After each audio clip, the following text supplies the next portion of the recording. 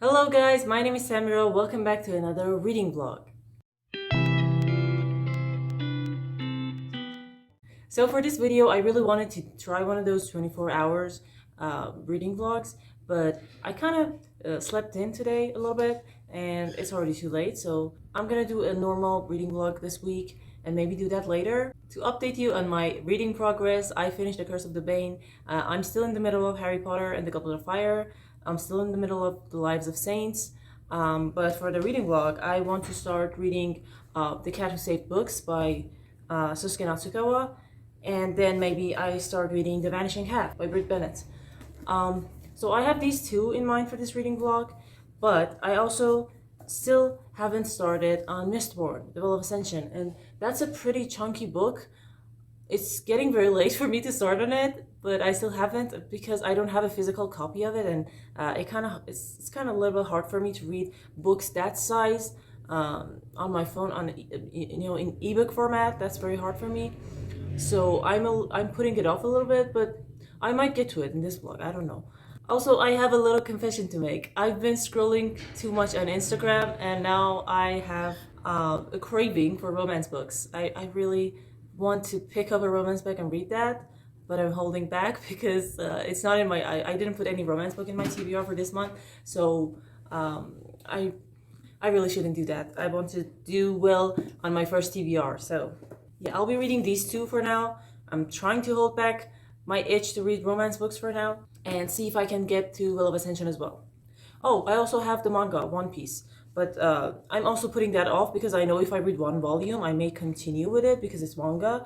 I tend to do that. I binge read manga. I don't know, read 5, 7, 6 volumes in a day, and then my TBR would be unfinished for the April.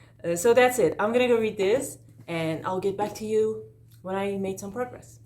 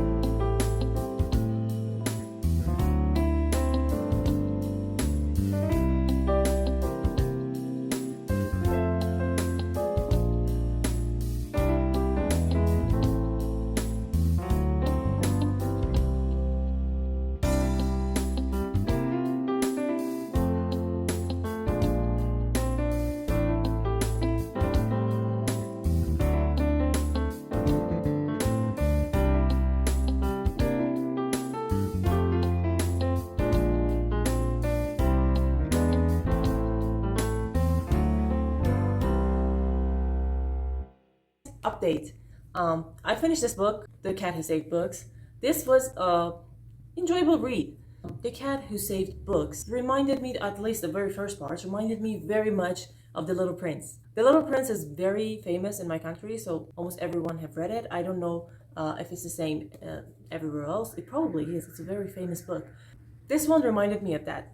Rintaro going off on adventures with the talking cat, Tiger, but really reminded me of the way Little Prince would go to other different planets and visits the occupants there and visit their rulers. Yeah, so I thought if you like Little Prince, you probably enjoy this one too. Although this is, some people would say it's middle grade. It's not middle grade. It's more like it's talking about very important stuff, but in a very simple way. So some people might say it's handing over the information to you. I didn't. I really liked it.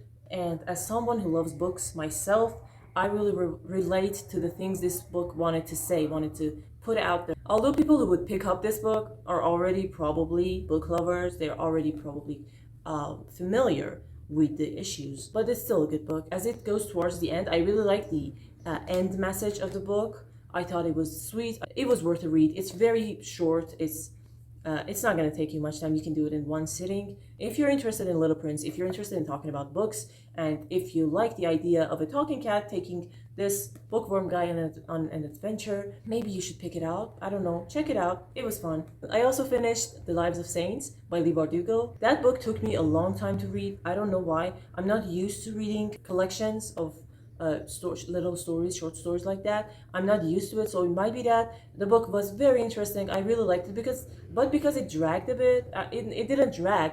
It took me too long to read it because the stories, some of them at least, hit very hard.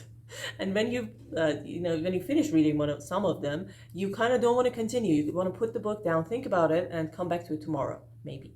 So that's why it took me a long time to get through it, weeks. 3 weeks maybe. It's fairly short. It's not even 200 pages.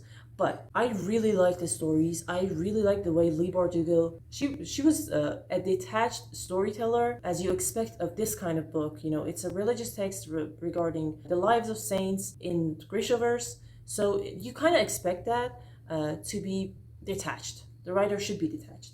And she really was. The illustrations in the book also helped to give more life to the book, and it made the reading experience very enjoyable for me. The tales nonchalantly talk about horrible stuff happening to these characters we don't know much about, and then the stories are concluded simplistically as if you expected it to happen that way before your horrified eyes. And that kind of made it's a fantasy. The stories are set in a fantasy world, but that kind of made it so natural to me, the way she wrote the book, the way she told us about the stories. So yeah, there's a whole lot of dark side of humanity, dark side of society in this book, and the power it can have to actually form incidents, form life paths. So yeah, I really enjoyed the book. I really enjoyed Lives of Saints. I thought it was a perfect book, but the format, maybe that's why I didn't give it a higher star. I gave it 3.5 because it took me so long to read it. I don't know why. I don't know, maybe the book punched me in the face, so I had to recover from the blow.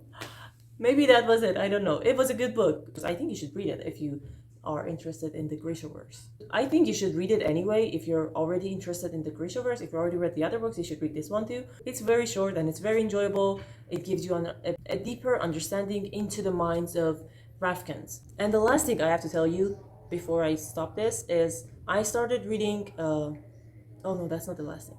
I read the manga. I read One Piece 2 last night. I read it in one sitting. It was very fast. It was very enjoyable. I really love the characters. I'm kind of starting to get what the fuss is about. This book has that good kind of feeling. At the beginning of the first volume, it's Luffy's childhood, and he is perfect. He's just perfect. He's trying to get into this pirate crew and they won't let him, and he throws tantrums. He's very cute and he's also very straightforward. Later on he grows up, he still has that good nature inside of him. He's that kind of character that you can simply love. There's nothing superficial. He's a very genuine character. I really like that about him. And he wants this thing. He doesn't play. He goes and gets it. The other characters that are introduced to the story are also very interesting. I really like them. I only met 3 main characters so far. I think I like them all. I like where the story is going. I like that he's starting on this mission and he's gathering people, he's gathering his crew from nothing, from absolute zero. I really like that. So yeah, it was really enjoyable to pick up a manga after so long. I haven't read manga in so long. Oh god. It's been so long since I've scrolled manga on my phone, and it was very enjoyable. So I'll be continuing with the series in May. Now to the last thing I wanted to tell you about. I started Mistborn, The Veil of Ascension. As soon as I picked it up, it's been a few months since I read the first book, and at first I was worried. Do I remember everything? Do I have to reread the first book? And no, that's not necessary. Sanderson kind of reminds you what happened in the story, so you don't need to do that. I didn't need to do that. I immediately got absorbed into the story as if I've never put it down. So yeah, that's going really well. I'm gonna go continue with that book and see if I can finish. I can't finish it. There's not many days left in April for me to finish Veil of Ascension, so I probably push it to the next month, push it to my May TBR. But yeah, I'm gonna read it, and I don't know, maybe I'll see you again in this vlog.